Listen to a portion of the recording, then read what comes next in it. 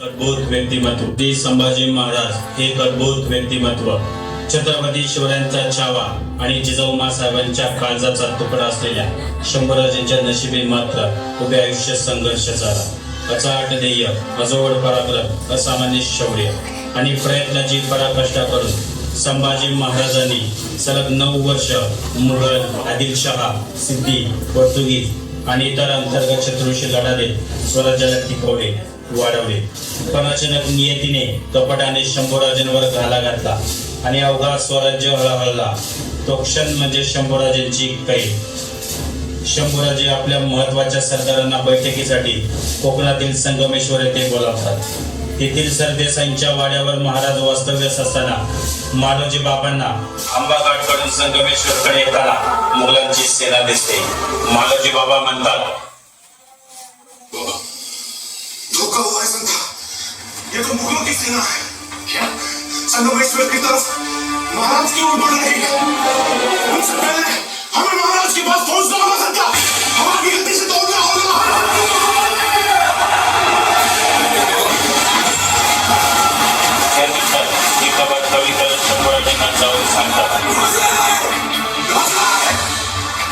किसने हमारी पीठ पे और स्वराज की छाती पे छुरा होगा कनौजी और कनौजी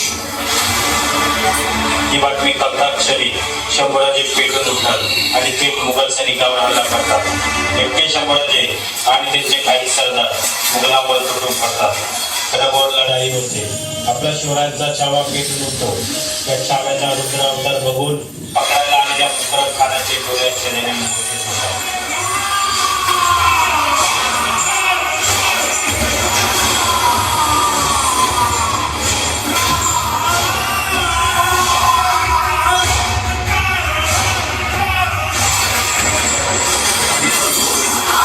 सिपाहियों से एक इंसान काबू में नहीं हो पा रहा है ये राजा जंगल के राजा से भी खूंखार है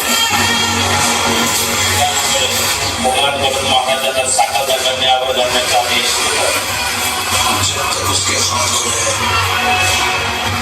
वो काबू में नहीं आएगा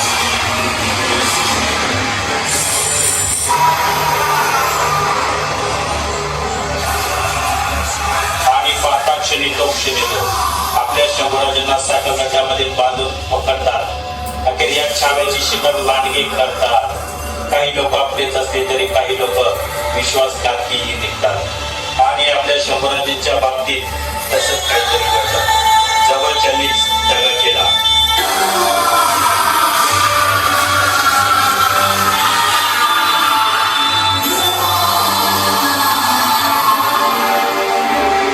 शंभूराजांना पकडल्याची बातमी औरंगजेबाला समजली तो बेहद खुश होतो कारण 9 वर्षाची मेहनत सफल झालेली असते दोबारा को जीजा सब बकैद हो चुका है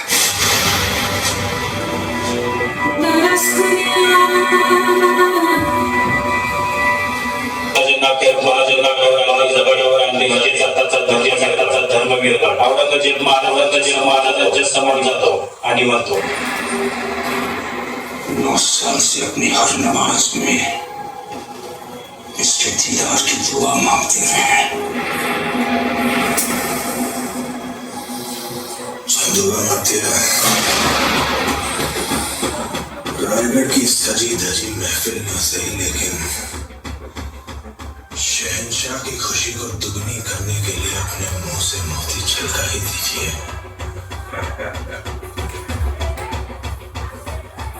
हाथी घोड़े तोप तलवारें फौज तो तेरी सारी है पर जंजीर में जकड़ा राजा मेरा अभी सब पे भारी है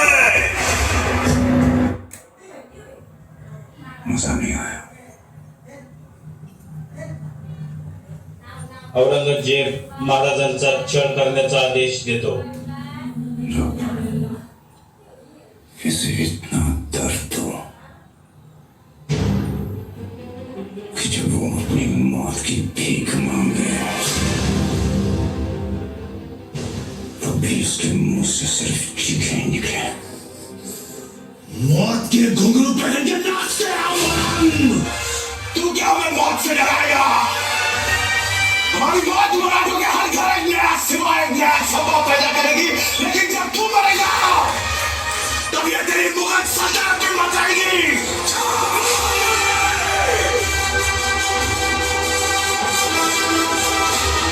आणि अखेर तो क्षण येतो. तप्त सळ्या शंभूराजांच्या डोळ्यात खुपसण्याचा आदेश. अपनी आंखें तो बंद कर लीजिए जनाब. फिर क्या है? निकाल आंखें.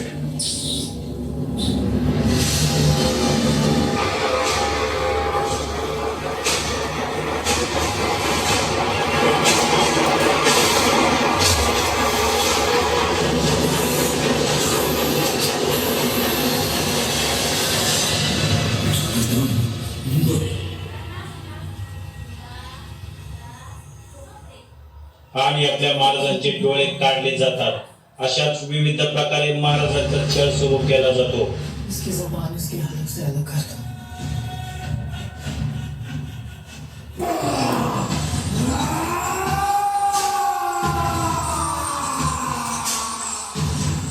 आणि एवढा त्रास सुरू असताना सुद्धा महाराजांनी आपला धर्म सोडला नाही. स्वराज्य अबाधित ठेवलं. कोणासाठी? फक्त आपल्यासाठी. त्यामुळे आपल्या शंभूराजांचं बलिदान कधीच विसरू नका. जय शिवराय, जय शंभूराज.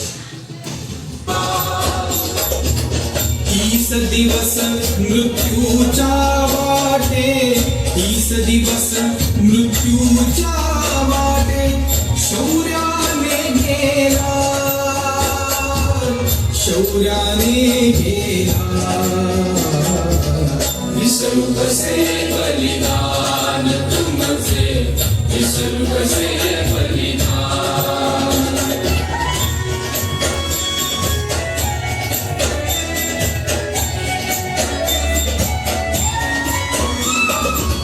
तुमच्या बलिदानातून उठले लक्ष शूर सरदार. गवतालाही फुटले भारे, घरोघरी अंगार. तुमच्या बलिदानातून उठले लक्ष शूर सरदार. गवतालाही फुटले भारे, घरोघरी अंगार. यवनाधम हा संपविला, यवनाधम हा संपविला. झाले जीवावर उदार, झाले जीवावर उदार. विसरू कसे बलिदान तुमचे, विसरू कसे बलिदान.